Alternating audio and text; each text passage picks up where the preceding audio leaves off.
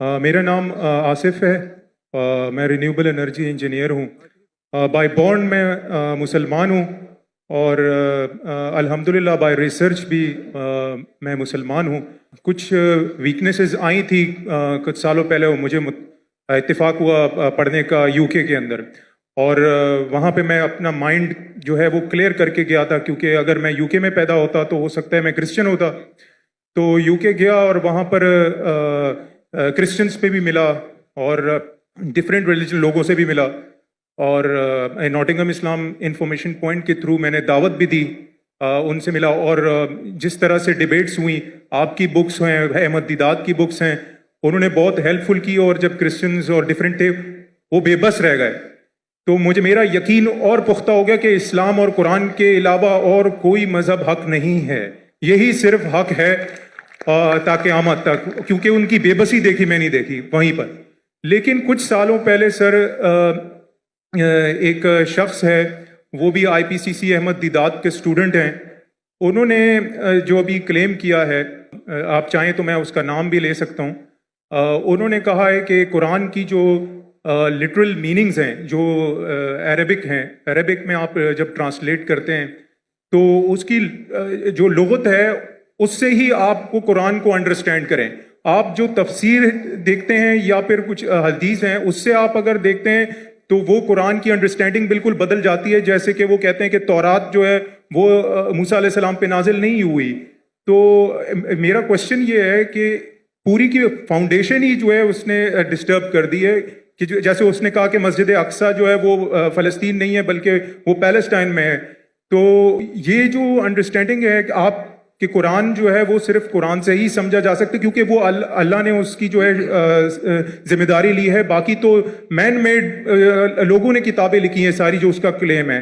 تو میری ریکویسٹ ہے کہ اگر آپ اس کو کلیئر کریں اس انڈرسٹینڈنگ کو کہ قرآن کو صرف اسی ٹرانسلیشن سے ہی سمجھا سکتا، کیونکہ اس کو قرآن نے وہ اللہ نے اس کی وہ لی ہے. تو اور ریکویسٹ ہے کہ سمجھ گیا بھائی، کب سے کھڑے ہوں میں سمجھ گیا آپ سر. میں سمجھدار ہوں میں، اور کس کے بارے میں بات کرتے ہو بھی جانتا ہوں میں. جزاک اللہ. بھائی صاحب کا سوال ہے کہ ایک شخص ہے پاکستان میں جو دیدہ صاحب کا شاگرد کہلاتا ہے، اور وہ کہتا ہے کہ قرآن مجید کو لغوی معنی ٹرانسلیشن کیا ہے اس سے سمجھا جا، حدیث سے نہیں. قرآن میں کئی آیتیں اطیعوا اللہ اطیعوا رسول، اوبے کرو اللہ کو، اللہ کے رسول کو. کیسے اوبے کریں گے؟ اللہ کے رسول ابھی زندہ ہے، ان کی ٹیچنگ زندہ ہے جی، انتقال ہو چکا ہے، انشاءاللہ جنت فردوس میں ملیں گے انشاءاللہ. تو کس سے پوچھیں گے آج کی تاریخ میں؟ اللہ کا تو کلام ہے نا جی، اطیعوا اللہ اطیعوا الرسول، obey Allah obey the messenger. کس سے پوچھیں گے؟ کدھر ہے حدیث پوچھو ان سے. سمپل ہے. کوئی بھی اگر قرآن کا بیسٹ کامنٹری قرآن خود ہے اور اللہ کے رسول کی حدیث، دو چیز، قرآن خود اور اللہ کے رسول کی، یہ بیسک ہے. Best is Quran it self. کئی جگہ قرآن میں دو جگہ ذکر ہے تو commentary it is called it self. Number 2 اللہ کے رسول کی حدیث. اس کے بعد اینسلری، اور ہو سکتا ہے سائنس، ہو سکتا ہے ٹیکنالوجی، بعد میں آئیں گا. دو بنیاد ہے اپنے شریعہ کی، قرآن اور حدیث. اور پھر قرآن میں یہ بھی لکھا ہے فَاسْأَلُوا أَهْلَ الذِّكْرِ إِن كُنتُمْ لَا تَعْلَمُونَ. سورہ نحل سورہ نمبر 16 آیت نمبر 43، سورہ انبیاء سورہ نمبر 21 آیت نمبر 7، دو جگہ لکھا ہے. اس سے پوچھو جو ایکسپرٹ ہے. یعنی قرآن میں سارے پرابلم کا. ایک جن نے پوچھا کھانا کیسا پکانا لکھے ہے؟ میں بولا ہاں لکھے ہے. کہاں لکھے ہے؟ کوک سے پوچھو نا، کوک ایکسپرٹ ہے نا. فَاسْأَلُوا أَهْلَ الذِّكْرِ إِن كُنتُمْ لَا تَعْلَمُونَ. وہ باورچی سے پوچھو، بتائیں کہ کھانا میں لکھے ہے. تو قرآن ٹیلی گرافک بک ہے، تو باورچی سے بھی پوچھ سکتے ہیں آپ اگر آپ کھانا پکانا جانتے، برابر نا جی. تو قرآن کے اندر گائیڈ لائنز دیے گئے. Best is Quran it self. Number 2 صحیح حدیث. اینسلری بھی ہو سکتا ہے. مثال کے طور پہ آپ ایکسپرٹ سے پوچھ رہے، آپ سائنس کا پوچھ رہے. اگر آپ لغا سے کچھ ملتا ہے آپ کو جی. تو ایک ہوتا ہے کہ قرآن کی تفسیر تھرو قرآن، نمبر 1. ایک قرآن کی تفسیر تھرو حدیث، نمبر 2. قرآن کی تفسیر تھرو لغا بھی ہے. اگر آپ کو کچھ لغوی معنی ملتی ہے اور اگر وہ دوسرے کوئی قرآن کے آیت سے نہیں ٹکراتی ہے اور صحیح حدیث سے نہیں ٹکراتی تو آپ اس کا استعمال کر سکتے ہیں. سمجھے سمجھے نا؟ جی جی کیونکہ کئی بار ایک عربی لفظ کے 3 معنی 4 معنی ہوتے ہیں. تو پہلے آپ کو تحقیق کرنے پڑے گا اس کے بارے میں قرآن میں اور کہاں لکھا گیا ہے. مل گیا حدیث سے مل گیا. پھر لغت دیکھو, اچھا یہ قرآن میں 4 معنی ہے, یہ 2 قرآن سے ملتے حدیث سے ملتے, باقی 2 نہیں ملتے, باقی 2 کو نکال دو. آپ سمجھے؟ جی لیکن اگر نہیں ٹکراتی ہے تو آپ استعمال کر سکتے ہیں. اگر جی نہیں قرآن اور صحیح حدیث سے نہیں ٹکراتی ہے, جی اگر آرڈر رہتا ہے, دیر آرڈر, نمبر 1 اس قرآن, پھر حدیث ہے, پھر بعد میں آپ کا لاجک ہے. لاجک اوپر نہیں آتا ہے, لاجک نیچے, عرف ہے, کسٹمز ہے. تو فقہ کے اندر اصول ہے, یہ اصول کے ڈفرنس ہونے کی وجہ سے تھوڑا اختلاف ہے, اس کے اوپر بھی میں ڈیٹیل میں جاؤں گا نہیں. جی لیکن لغا کا امپورٹنس ہے, ٹاپ پہ نہیں ہے, ٹاپ پہ نہیں ہے, نیچے. آپ سمجھے نا؟ جی جی اگر حدیث سے ثابت ہو گیا کہ یہ قرآن کے معنی یہ ہے تو حدیث ہے فائنل, بٹ صحیح حدیث ہونا چاہیے. مثال کے طور پہ سب سے پہلی آیت جو نازل ہوئی, پہلے 2 آیت, اقرا بسم ربک الذی خلق, خلق الانسان من علق, اور اقرا کی سورہ نمبر 96 verse 1 and 2.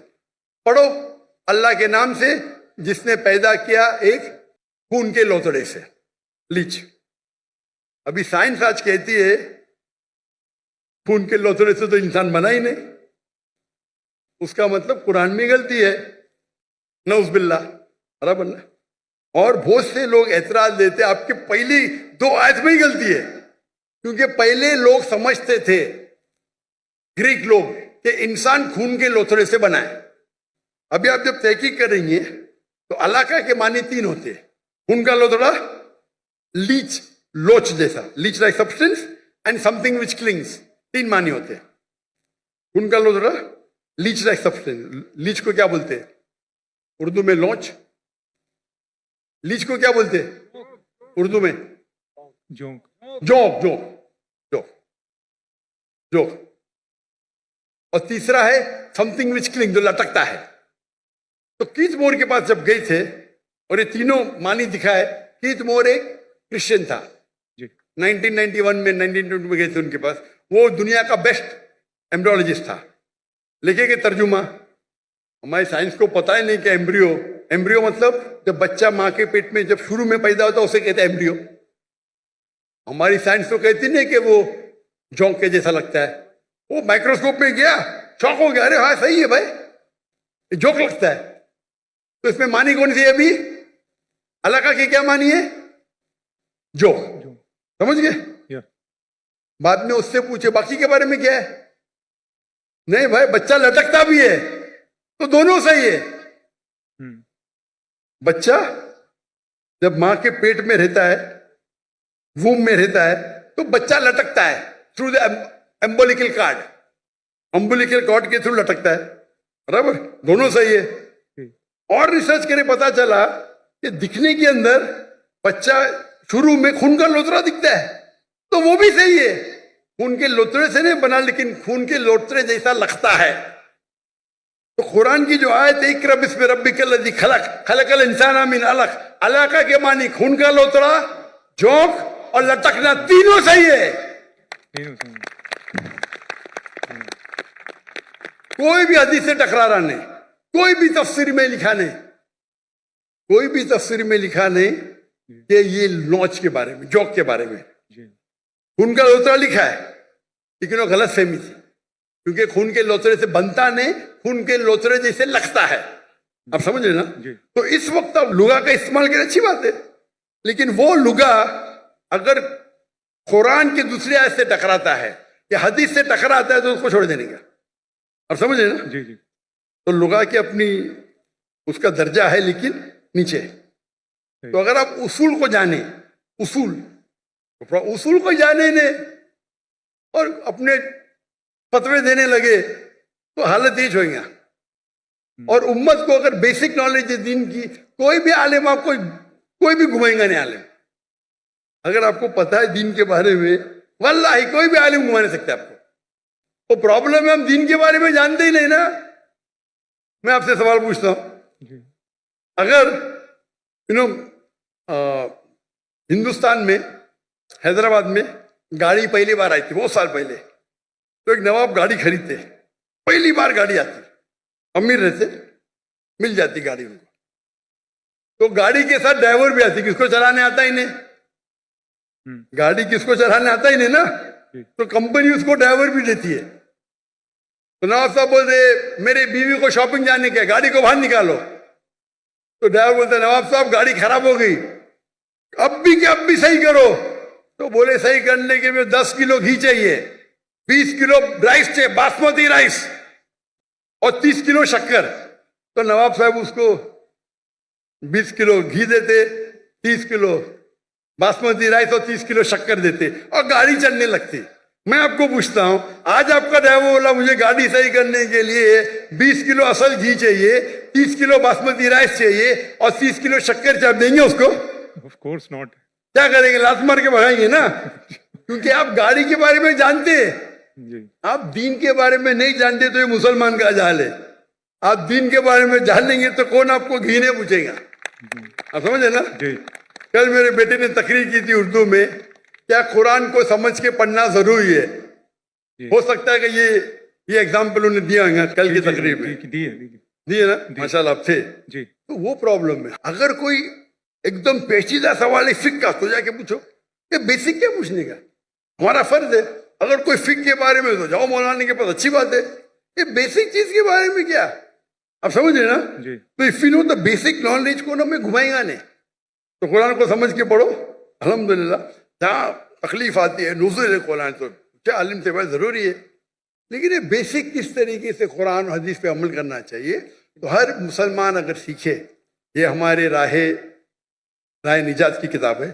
تو انشاءاللہ ہم اس دنیا میں سفل رہیں گے، آخرت میں بھی.